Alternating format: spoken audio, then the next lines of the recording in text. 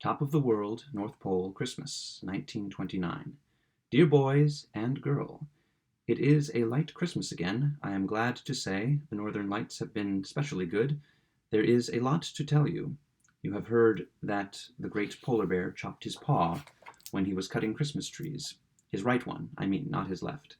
Of course, it was wrong to cut it, and a pity too, for he spent a lot of the summer learning to write better so as to help me with my winter letters.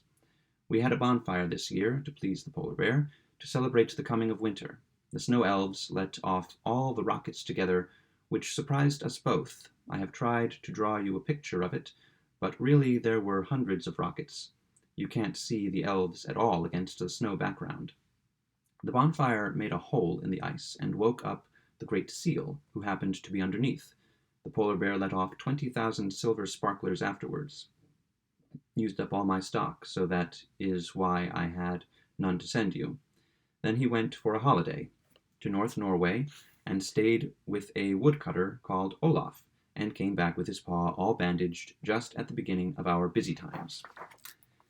There seem more children than ever in England, Norway, Denmark, Sweden, and Germany, which are the countries I especially look after, and of course North America and Canada, not to speak of getting stuff down to the South Pole for children who expect to be looked after though they have gone to live in New Zealand or Australia or South Africa or China.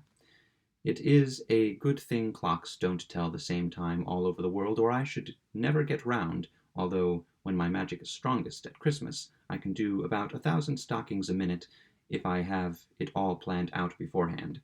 You could hardly guess the enormous piles of lists I make out. I seldom get them mixed.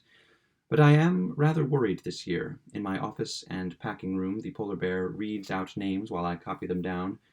We had awful gales here, worse than you did, tearing clouds of snow to a million tatters, screaming like demons, burying my house almost up to the roofs. Just at the worst, the polar bear said it was stuffy, and opened a north window before I could stop him. You can guess the result. The North Polar Bear was buried in papers and lists, but that did not stop him laughing.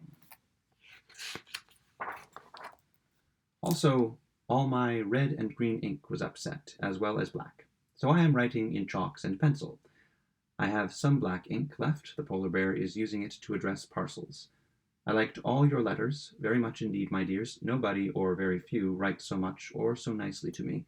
I am especially pleased with Christopher's card and his letters, and with his learning to write, so I am sending him a fountain pen, and also a special picture for himself. It shows me crossing the sea on the upper north wind, while a southwest gale, reindeer hate it, is raising big waves below. This must be all now. I send you all my love. One more stocking to fill this year. I hope you will like your new house, and the things I bring you, your old Father Christmas.